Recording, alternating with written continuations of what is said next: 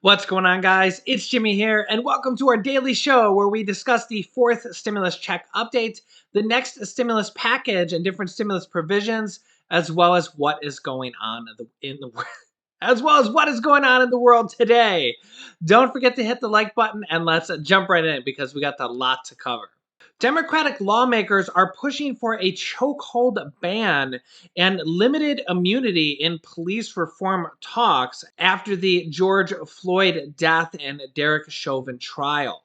Democratic lawmakers outlined parameters for policing reform today following the conviction of Derek Chauvin on murder charges over the death of George Floyd. Congressional Democrats have sought to make reforms to law enforcement one of their legislative priorities, rallying behind a House bill, the George Floyd Justice in Policing Act.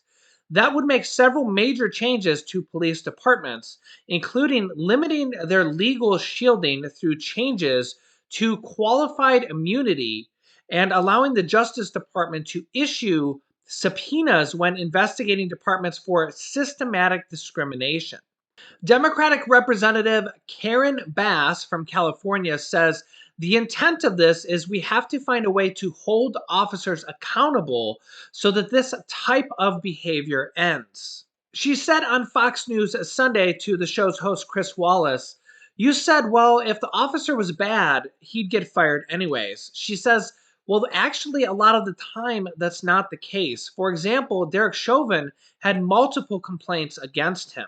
He had not been convicted even though he was fired. Do you know that he could go through arbitration and that the police chief has no ability not to rehire him? She says if Republicans can show us some other way to hold officers accountable, because this has been going on for just decades and officers right now are not really held accountable. She says, to me, you cannot have true justice when chokeholds and knees on the neck are still being considered legitimate in some places. You cannot have true justice when a young kid can get stopped for an expired tag and then end up getting shot.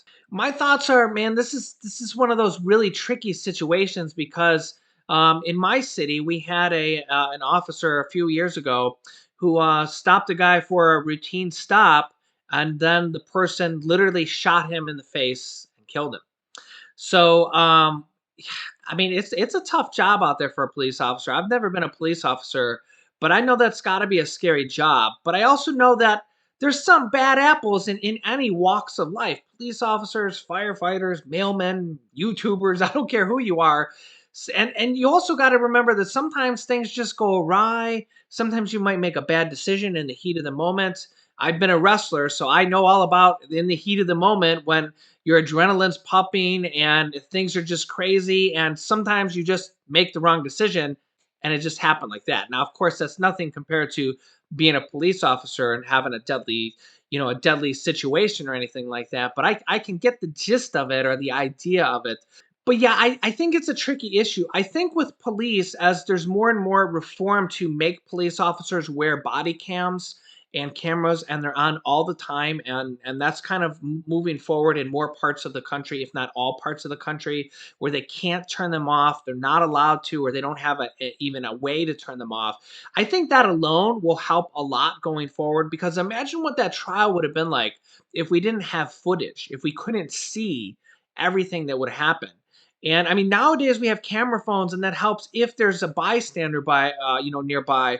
But I really think that's going to help because, I mean, if I was a police officer, I would be on my best behavior knowing that there's a camera on me all the time that could literally show any single thing I did. So I think that will help out a lot. But do you think there needs to be additional police reform in today's society with cameras on all the time and, being with the George Floyd situation that we just had? Let me know your thoughts down below in the comments. As the U.S. has now issued a do not travel advisory to over 80% of the world, that's right, 80% of the world, the U.S. now recommends that you do not travel to more than 115 countries, citing risks from COVID-19. Well, Europe says that vaccinated Americans can visit Europe this summer, possibly. Ursula von der Leyen, president of the European Commission, told the New York Times in Brussels on Sunday that the EU member states will, quote, accept unconditionally people who are inoculated with European Medicines Agency approved vaccines. She says the Americans, as far as I can see, use European Medicines Agency approved vaccines. This will enable free movement and travel to the European Union. Because one thing is clear, all 27 member states will accept unconditionally all of those who have been vaccinated with vaccines that are approved by the EMA. However, just kind of thinking this through, that means that you would have to show proof that you got a vaccine, meaning you'd have to show a vaccine card or a vaccine passport, which we know that there is a lot of controversy on. We've had multiple different states in the United States ban the use of vaccine passports, where it's not a physical passport, but it's basically the idea of having to show a vaccine card or a vaccine proof of identification that you got it done at all. So that's being banned in multiple states nationwide in the United States, although being adopted in New York with Governor Andrew Cuomo, who is actually adopting the use of vaccine passports in limited capacities. But the issue with this for some people's privacy or medical privacy is they'll have to show proof of this potentially when this comes about. And will they not be able to travel to Europe if they haven't had a vaccine? Man, it'll be very interesting. The people who are against vaccines will not like this at all. The Republicans are asking President Biden to halt a provision in the third stimulus check package banning states from using state stimulus money. The states are getting $350 billion to not be able to use that for tax cuts for the people. Basically, Republicans want to be able to use this money from states and cities to be able to enable tax cuts for their citizens, which is actually another form of stimulus. However, the third stimulus check package, the way it was written, currently bans that, and Republicans are actually pushing for this so that certain states or cities, if they choose, can give tax cuts to their citizens. A group of 45 House Republicans said this week in a letter to President Biden asking him to halt the implementation of a provision in the third stimulus check bill that bars states from paying for tax cuts with the money that they get through the third stimulus check package. The House members contend in the letter, obtained by Fox Business, that the ban is an unconstitutional federal overreach that, quote, effectively bans the states from reducing their own taxes through 2024. This letter follows a lawsuit filed by 13 different states seeking to have the provision declared unconstitutional. Quote, we urge you not to wait to be told by the courts that this is an abuse of state sovereignty and cannot stand, but instead to stop implementation now to avoid the damage that will otherwise occur pending judgment. Now, I think the reason this was probably put in that package is so that states don't use the money for things they're not supposed to, via basically taking the money that they're giving to states and cities and using it to fund government operations that they're not supposed to. Remember, there's a new provision in this third stimulus check package that the money that's going to states and cities, $350 billion of it, has to be used, the majority of it, for programs that will help out the people. Okay, so statewide stimulus checks, countywide stimulus checks, mortgage assistance, rental assistance, property taxes assistance, and utility assistance are some of the programs that are allowed to be used to have this money spent on. Just recently, there was 3 different states that passed stimulus checks on the statewide level to low-income qualifiers for those states. Maryland passed stimulus checks that were ranging between $300 to $500 and also had additional provisions for Maryland businesses. New Mexico just recently passed a $600 stimulus check to low-income New Mexicans, as well as the big one that a lot of people know of because California is the largest state population-wise, was the $600 Golden State stimulus program, where the state of California actually issued about 6 million $600 stimulus checks to the state of California residents who qualified for this stimulus check. This was really passed before the third stimulus check package, or around the time the third stimulus package was being passed. And states and cities are going to be receiving more money, the $350 billion here soon. I think they're starting to get it, and then they're going to be setting up programs for all states, most likely. So I will keep you up to date when we see more of these statewide stimulus check programs, county-wide programs, mortgage assistance, rental assistance, property tax assistance, and utility assistance come from these additional programs. I remember last year when this happened from the first stimulus check package, which was the last time the states and cities got any money. Well, there was a flurry of programs across the United States that kind of all hit within a few week time frame. So when that starts, when I start to see those, I'll let you guys know and keep you up to date. It just might mean an additional stimulus check or provision for you and your family.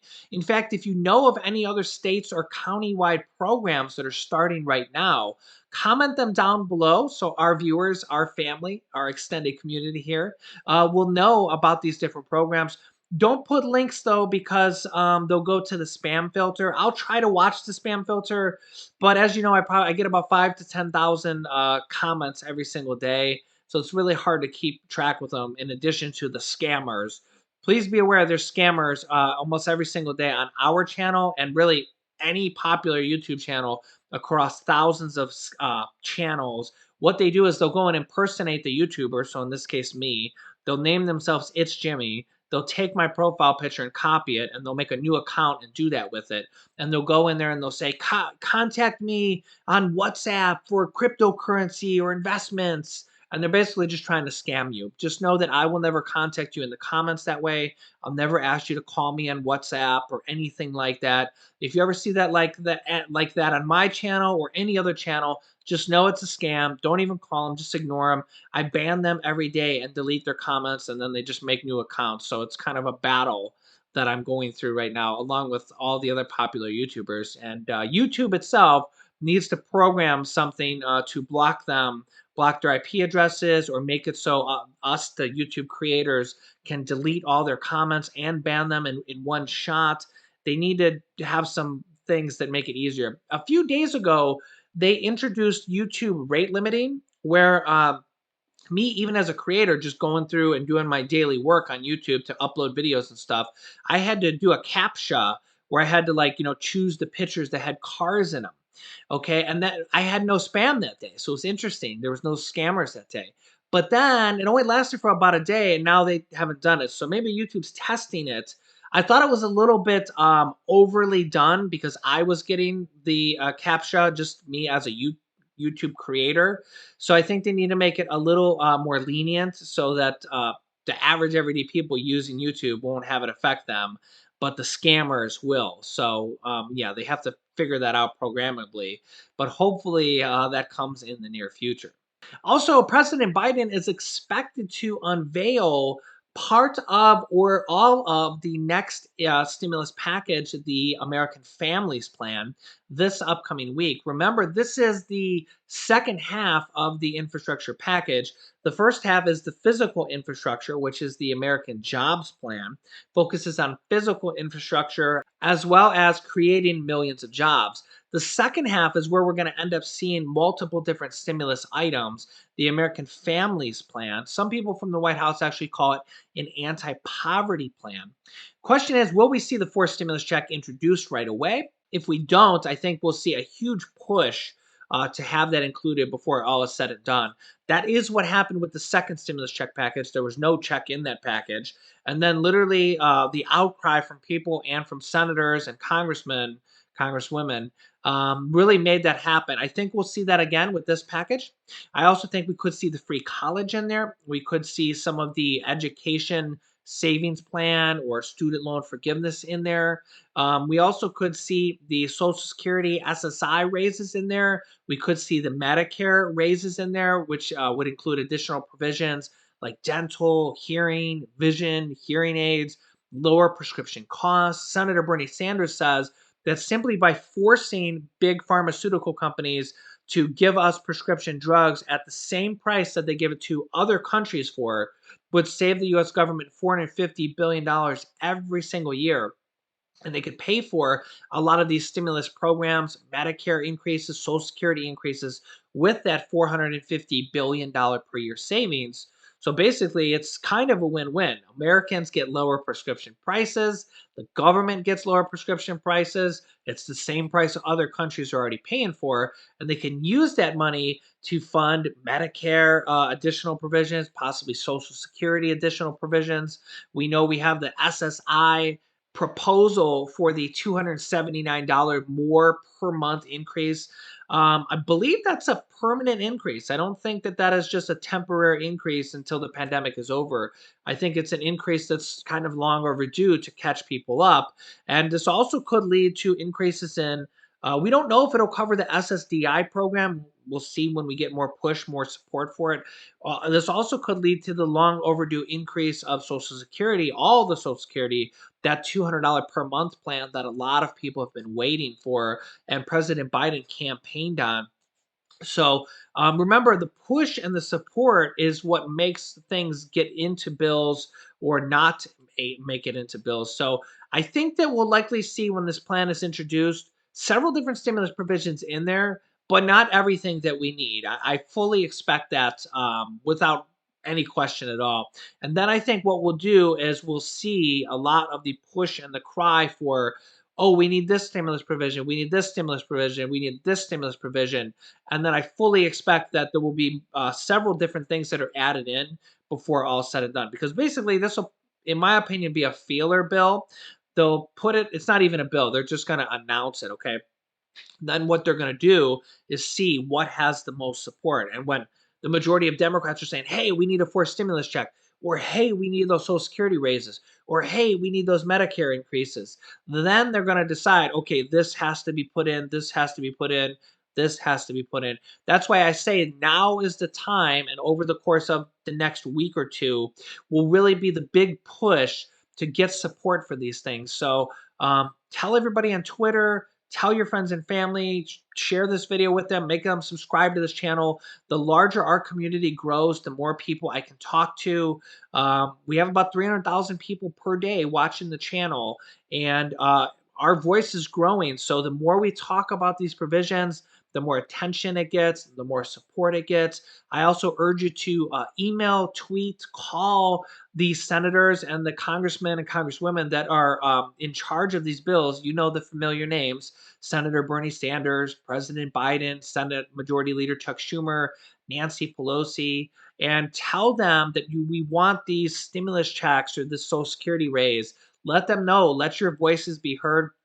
Share this channel with everybody you know, because the larger our community grows, the more and more voice and support, and the more push we have, the more sway we have with people. We're coming up on 100 million views in total for this channel. It'll be a few weeks probably until we get there, but we're over 95 million views already in this channel. So yeah, you guys have been absolutely amazing. Thanks for being a part of our family. Thanks for watching. Thanks for showing your support for this channel. I love you guys. You're absolutely amazing. And I hope to bring you the latest and current news as well as good news in the future of more programs that can help you out. So if you're new to the channel, make sure to subscribe down below so you don't miss out on new updates. Remember, new videos come out every day at 10 a.m., 3 p.m., 8 p.m., and 11 p.m. Eastern Standard Time. Don't miss an episode because we cover different programs in different videos. After subscribing, click the bell icon to all notifications to get reminder notifications for the first 3 videos of the day. You can click this top video here to watch my newest stimulus check video next. And this video teaches you how to start your own business selling products on the Amazon FBA platform. We have had dozens of students replace their 9-to-5 income selling products on Amazon, and I teach them how to do that. So click on one of those videos next. Thanks, guys, and I will see you in the next video.